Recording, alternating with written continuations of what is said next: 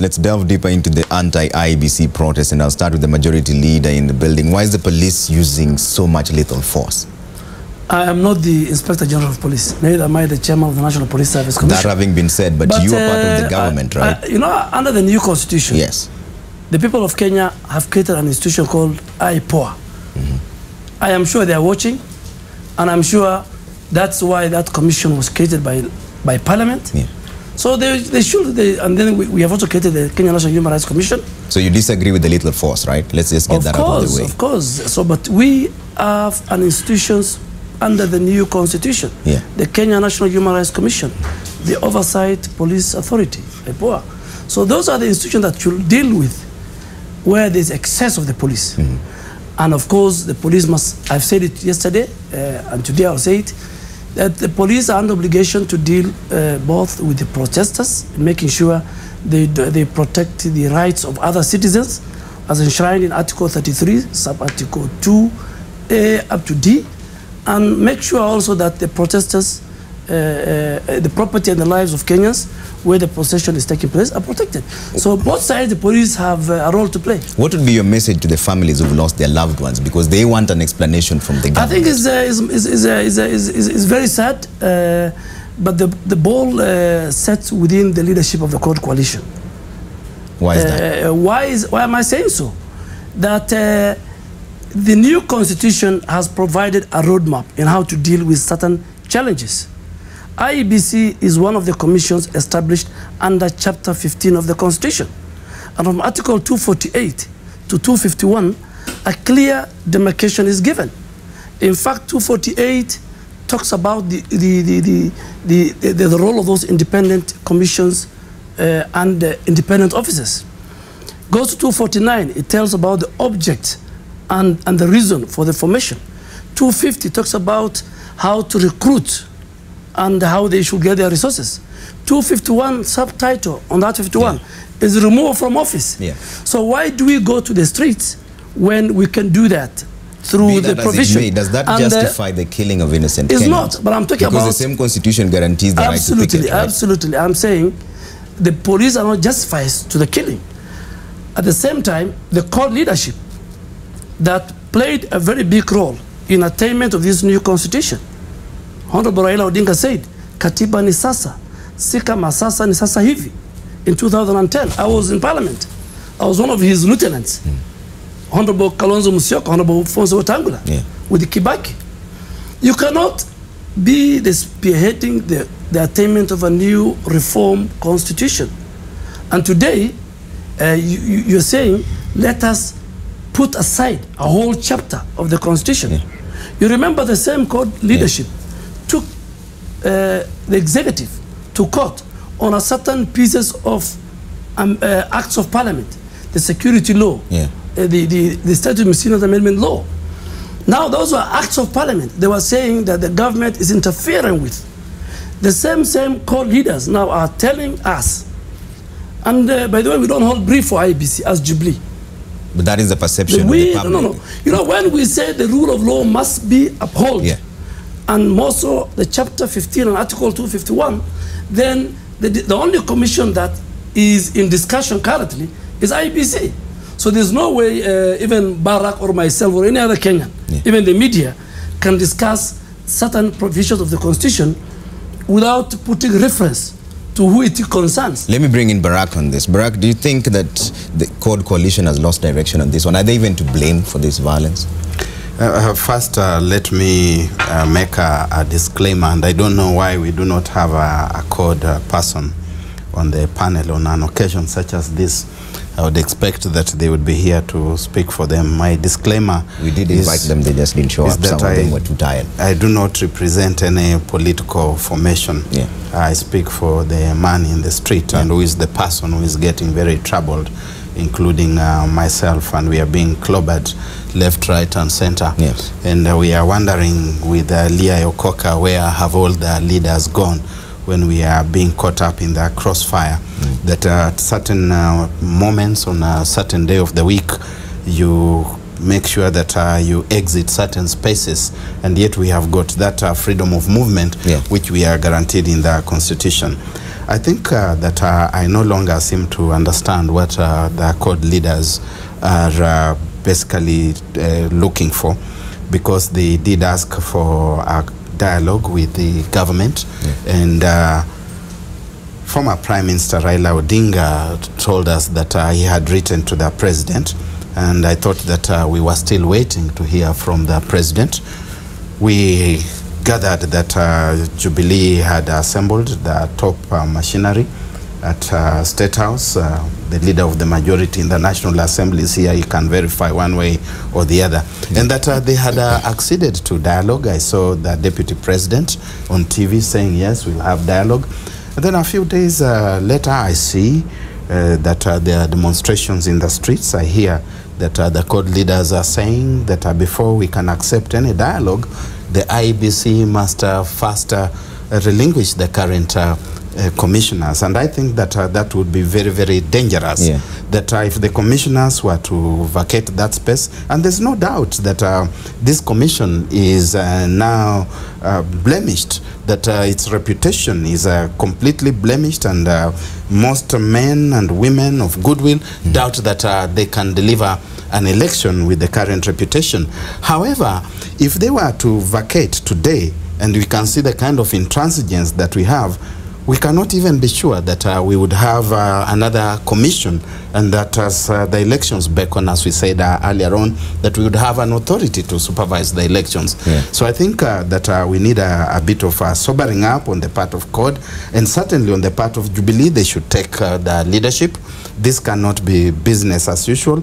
I don't agree that we say that there's the police there and the police is doing its thing. The police must be acting also with a certain amount of sanction from the executive, and the executive should take charge of this. His Excellency the President should take charge of this, together with my brother here, who is a very sober individual, and they should start the conversation. They are going to look good even in the public eye when they take charge of that conversation and take these matters to Parliament, because there's no way you are going to circumnavigate Parliament. Do you have complete faith in the IEBC? Are you sure they will conduct a credible election in 2017 as a Kenyan and as a leader? You know, number one, the credibility of any institution is built by the stakeholders. We, the politicians, the citizens. And you know, every day, if you talk about the bad things, whether true or false, about Barack Muluka, then ultimately you will erode his credibility. So that has been happening. Do you have faith in the IEBC? That has been happening. That was my question. From where I sit, from where I sit as a leader of majority, there is certain pieces of legislation in Parliament that are based on the correction of what happened in 2013, the election law, the Political Parties Act. And if you look at those pieces of legislation, IEBC is saying these are remedies to the issues we faced, the challenges we faced in 2013. Let's discuss them soberly. And that's why, in fact, we withdraw from the floor for more engagement. For example, they want to reduce the number of people in a polling station, you know, to 700. And those are kind of the reforms. What Kenyans don't stay in the queue for too long until the evening. We know the recommendations they're making, but do you have faith in the IEBC? As a Kenyan and a leader? I have faith in each and every institution that is a creation of the Constitution. Until and unless a due process is done, a petition is brought to Parliament, I participated at the plenary, at the committee, and I'm convinced, and the Kenyans are convinced, that the issues that are raised against certain institutions meet the threshold for their removal. The fact that Jubilee supports IEBC, let me finish. against it, let me finish. The current discussion we should have now, as a country, is the crimes committed by this commission, so that even you, as a media practitioner, can listen, can write, generate a petition, and send to Parliament.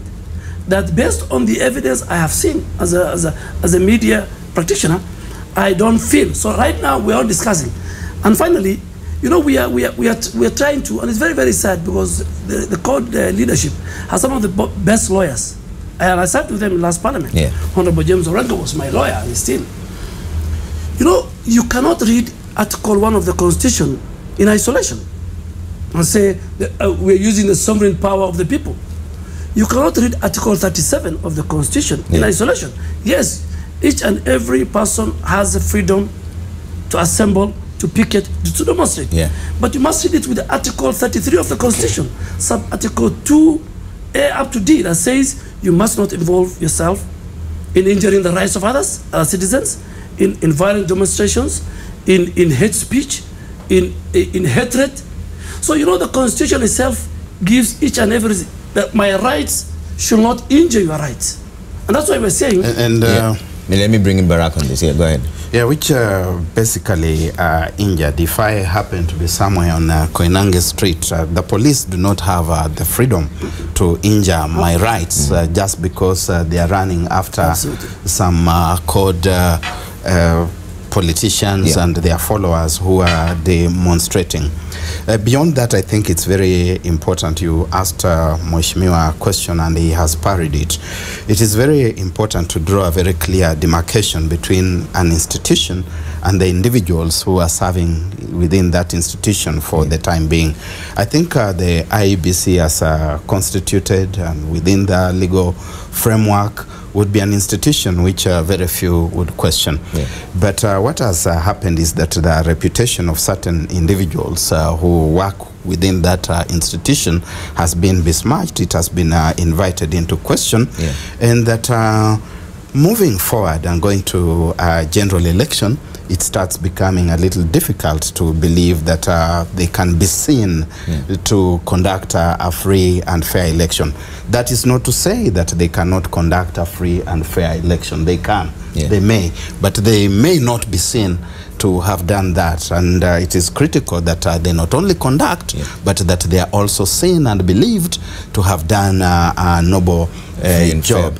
And so where we have reached, these two forces, Jubilee and Cord, are driving the country to a very dangerous dead end. Jubilee by just sitting back and watching the street battles as if it was a confrontation in Manchester between Manchester United and some Arsenal or something like that. And it's something that has got nothing to do with them. Meanwhile, this thing is snowballing. You can see that the theater has started expanding. Initially, the theater was in the streets of Nairobi.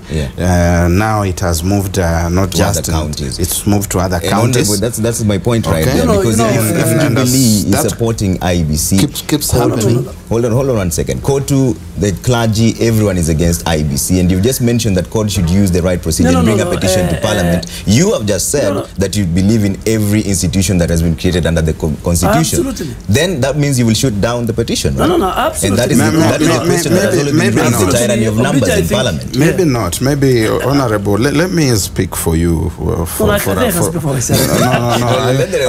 will. That's why I'm here, as someone who doesn't belong to either side, and sometimes you need me to speak for you anyway. That I don't want to believe that Jubilee will necessarily use the tyranny of numbers, as it has been mentioned, to shoot down whatever proposals Cord will take to the National Assembly. I think it's very important that we get there first and we see that they have done that. My memory serves me very well that the Cord leaders asked for dialogue for a long time, or the longest time possible. Jubilee was saying no. And a week ago or 2 weeks ago, they said that they were ready for dialogue, and they said, bring. And then the other side says, no, we want these guys to go fast. Now that's very dangerous for reasons which we have explained. And it starts looking like you are spoiling for something very different. You are being driven by a more sinister motive, that you want this authority to go, and after it has gone, you can dig in. After you have dug in, it would not be beyond you to even say we want a co-presidency. Your period has lapsed. Why are you still in power? But, and we are running out of time. But what is the way forward now? Let me tell you. I'll give you all the commissions that are under Chapter 15 that many people had issues with.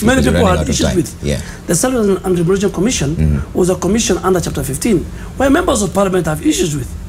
But they didn't go to the offices of Sahara Serem to go and reject her. they knew the only way to remove Sahara Serem is through the roadmap given in the Constitution. Yeah. Same with the issues. There are people in government who have issues with the Auditor General as an independent office. There are people who have issues with the control of budget in how she is handling the county funds.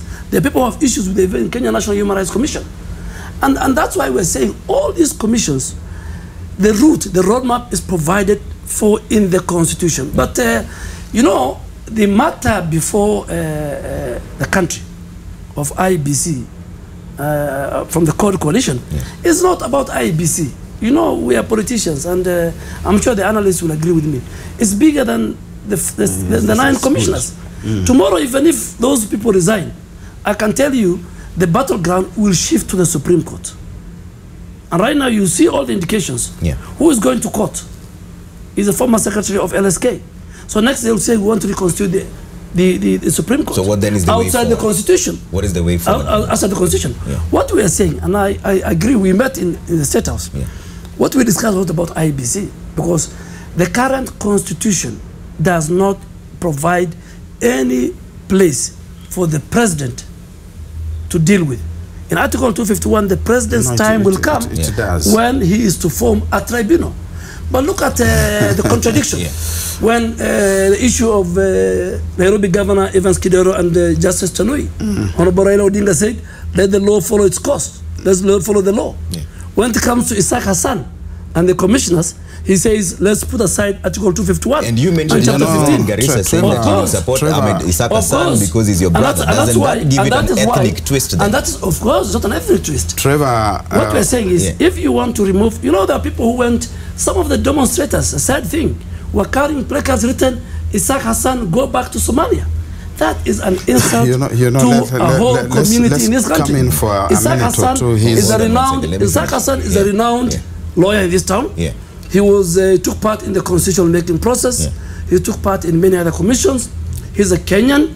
When, you know, protesters of the Cord coalition say Isaac Hassan must go back to Somalia, that means it's a different ballgame. And what we are saying is, like any other Kenyan, including you, if the nation media group wants to send you home, they will look for your file, they will do a due process, your crime will be analyzed, and you'll be told, this is the reason why you're going home. But as a leader, nobody taking the ethnic perspective, doesn't that mislead the entire crowd? Nobody can walk, even Barack, in his own private business.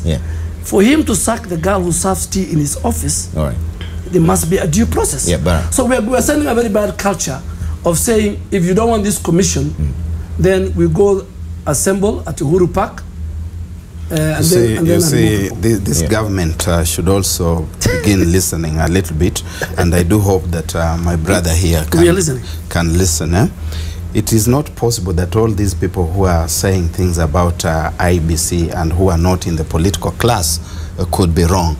That the clergy are wrong, that the workers' unions are wrong, that the business community is wrong, that private citizens like myself here, we could be wrong. And I don't agree with the leader of the majority when he says that there's no place in the Constitution which gives the president the mandate.